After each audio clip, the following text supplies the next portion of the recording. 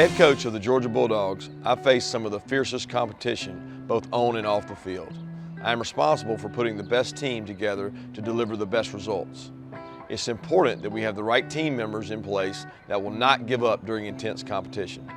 In a competitive housing market, it is even more important that you hire the right team to help you throughout the process. That's why I hire the team at Southeast Mortgage. Give them a call today and win the day. Shaking up a few other things. I think the lad's fine. He could have gone back. He taped his ankle up. I thought it was worse when it actually happened. He came back and said he could go. Truss is fine. Just walked by him coming over here. He's fine. So I guess the only two today. How nice was this to see Eric Gilbert get that touchdown? It was great, man. It was great for that kid, confidence-wise, and just trying to give him something to celebrate and be happy about. I was really happy for him. Same for Blaylock as well. What did you think about Blaylock being? It was a great play. It was a great throw by Stetson on that play. You know, we had gotten ourselves in a third and maybe 7 or 8. It was long, and it was a great throw, great catch, great athleticism by Dom to turn it up there and get the touchdown. What do you feel like allowed Stetson to get in more rhythm downfield today? Well, he made some better throws early. I thought he's played well. He hasn't made all the throws early. That one over the middle to Marcus early really helped him. He had the one Highman to Darnell that he threw over the middle, but outside of that, I thought he had a good rhythm and did a good job throwing into zone. Kirby, some offensive guys said they had a really good week of practice this week. What did you see from them this week, and what allowed them to be so successful today? It looked like the offense we saw earlier in the year. Well, they had good focus during the week. We had good practices Tuesday, Wednesday. I told the team that afterwards. I thought the maturity in terms of practicing physical and not worrying about who you play, but just have good practices. That does not always equate to playing well, but sometimes you peak too early during the week, and I was worried about that because I thought Wednesday was, man, we got after it Wednesday and had a really good practice. Had a good practice Tuesday too, and played well today. Kirby, what did you think about special teams? You know, it looked like you guys put the field on the punt return in particular. Yeah, had a couple dumb penalties there, offsetting, and then the Keeley blocking the back. But we've been really emphasizing getting better and trying to be more explosive on our units so it can stimulate our offense. And I thought they did a good job today.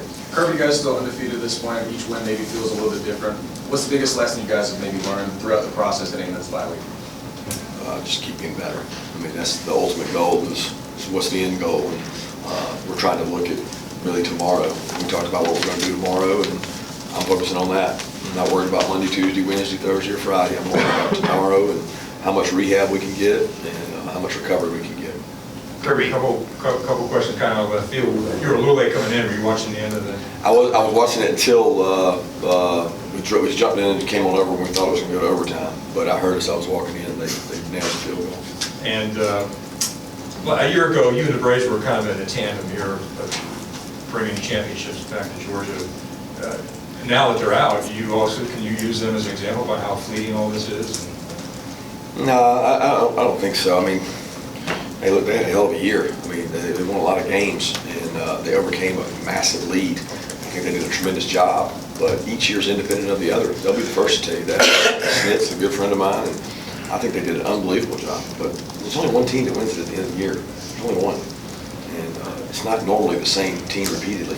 So for us, we're focused on us and getting better at us. And we got a long way to go, guys. We got a long way to go to be the team we need to be, and we got to get that done in practices so that we can play well down the stretch run. But similarly, your schedule, you can't control what the schedule is. It is what it is, but it's, for whatever reason, it ended up being backloaded this year, so everything that's in front of you is a lot of ranked teams. Down, how well do you feel like your guys are set for this run that they're about to have to go on after the? Man, Chip, I'm worried about tomorrow, man. I'm not looking down at that run because you start looking at that run and you get caught up. Like I'm looking solely at one thing. It's not Florida. It's not anybody else. It's us. And I'm going to dig, chew, claw to get every player on our roster better because one of those guys is going to be counted on to make a play in a tough game. Career day from Darnell Washington today. What sort of allowed him to have that kind of impact for you guys today? He practices really well. Darnell practices really hard. He's a great kid, and I thought he practiced really physical this week. He got some opportunities off of play actions, and when the run game works, sometimes you get a chance to take shots on guys, and he's one of those guys that goes up and finds the ball. Coach, what have you learned about your football team through 7 games? Resiliency, toughness, grit, physical, practice hard, play hard, love each other, just enjoy coaching. Kirby, in that second half, the defense started with 4 straight 3-and-outs. Just what did you think of the defensive performance, particularly in the second half after you guys had built a pretty big lead on offense? Proud of them. It was an outman team. You know, we were better than they were, and we got to be able to execute when we play people that have the equal talent.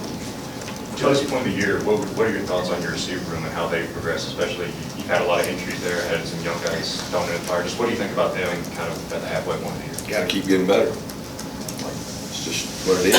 We got to keep getting better. We got to win more 50-50s, make the big shots we get down the field. We got to make those count, and we got to be more explosive. You just mentioned the maturity with this team, and you've been able to play a lot from this true freshman class. What is it like to have that level of trust in those guys, especially with a lot of guys banged up? Well, we got a level of trust in them because they have to play. You know, it's not necessarily because we want to play them. Some of them have earned the right to play. Others have been afforded the opportunity to play based on someone in front of them or a hole. And, you know, I tell them every day, did you earn it? Did you actually earn it? Because if you didn't earn it, then it was given to you. What are you doing in practice to earn it? Because you go against as good or better in practice than what we've gone against in games. So we got to continue to get better. Is a 5-week a continuum of what you've got going, or is there any mental break, reset, because you can kind of, I don't know, breathe is probably the wrong word, but... No, we definitely reset. I mean, there's going to be an off period there towards the end of the week that, you know, everybody gets to go away, get away from the building, get 2 days, 48, whatever, 60-something hours off, and that's a big reset because it's taxing. You know, we stretch the limit of what stamina you have. That's mental focus stamina, that's physical toughness stamina. We stretch that rubber band out, and we want to let that recoil a little bit and then get back after it. Nearly a double in time of possession, you guys today. Was that deliberate, or did it just happenstance? I don't think it's deliberate. I mean, I think you always own the ball every play. You know, they just don't let you do that in football. It's not make them take them. You know, so when you score, they get the ball back. So it's not like we came out and said, let's really control the time of possession today. I mean, sometimes that happens, sometimes it doesn't. Sometimes it has to do with the tempo they go with. It has a lot to do with 3-and-outs. But time of possession is usually an overrated stat. 11 passing attempts for Carson Beck in the second half today. How important do you think those reps are for his development going forward? They're very important for his development. He gets to throw it in practice. He gets to throw it in a game environment, and he continues to improve and prepare like he's ready to play because we've got a quarterback that's mobile and a quarterback that's going to get hits on, so he's got to be ready.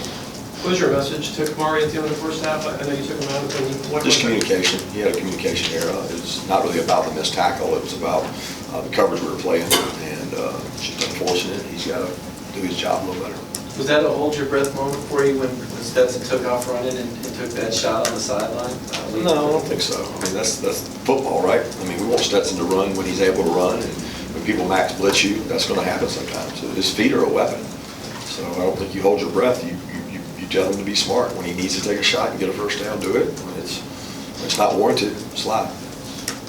No team state goes through this run healthy, but are you anticipating after an off week that we'll see a Georgia team that is complete as we've seen it since the beginning of the year? No, some of these guys, I don't know if we'll get them back. I mean, you know, it's nice. There's no like off week that says you magically get everybody back, right? It's a time. Each injury is different. We have to see how they progress, how much pain tolerance they have. You know, I mean, ultimately, some players handle injuries better than others, and I want them all to get better and get well, but it's not realistic to think that all these kids are going to be back by, you know, Florida week. I don't know that we're going to be completely healthy. I'm not sure ever going to be completely healthy again. So hopefully we can get more healthy. How close was Smile to being able to go today, and just what have you seen from Ryan playing a bigger role with him? Yeah, Ryan's done a great job. Smile's pushing again. It's more recent because it happened in the Missouri game. I don't know that he was really close today or close this week. So it's one of those deals that continue to treat him and try to get him better. If he can't, then his next man up. Dylan Bell had another strong game. Just what has he provided to his receiver room with some of the injuries y'all had? Yeah, he's coming out of that freshman a little bit wall. I think he's getting better. He's growing as a player. He's doing things for the second, third, fourth time in a game, and sometimes you start to take on a better personality as you play more and gain confidence in games. We need him to play with more confidence. How much evaluation of guys maybe who haven't been able to get on the field this year will you do during the bye week? A lot. We'll get to see guys. We'll develop guys. I mean, we're working like, hey, our threes may have to play in a game. You know, you never know. You just don't know what's going to happen. And we've seen it this year, really, at inside backer, where guys have got sped up having to go out there and play. And I think the more prep you get, the more reps they get, the more prepared they are. What about Cash Jones? He got in the end zone tonight. Awesome. What was his like recruitment like? And if you remember coming from Texas. Well, I'll be honest with you, Dale did a great job with him. I didn't get to meet Cash much. Dale had talked about him being a preferred walk-on, and he was a really good athlete, really fast. And he said, we got a kid from Texas that wants to come to school, and he's really fast, and he's got some small school offers. But he came, and he didn't flash a lot his first year, but this last year, man, he's been a demon on kickoff. He's really fast, he's elusive, he's tough, smart. And what a great run today. I mean, we've seen that in practice and in scrimmages where he's done that. The team just loves the kid because he gives you everything he's got every day. Let's take two more questions. Christopher Smith has been playing at an elite level so far this year, and as a former safety yourself, where have you seen him grow the most throughout the years? His maturity. He's played a lot of football. Look, guys, if you play in the SEC for 3 and 4 years, I mean, playing at an elite level is a brave statement when you say that. I would say that you're going to know what to do, know how to do it, know when to do it that way. But I'm not PFF grading someone. You know what I mean? Like, I think sometimes those things give people a false sense of security. What he's done well is take care of his body. He's tackled well, and he understands our defense. Kirby, 5 yards of carry on the ground today. Do you feel like this offensive line, being able to play together for 7 games in a row, is kind of starting to gel a little bit? I don't know if it has anything to do with that. I mean, it has something to do with who we play. It has something to do with function of being able to throw the ball.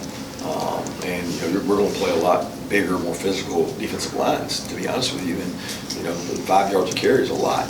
We've got to be able to have a run game to set up and play action. Thank you.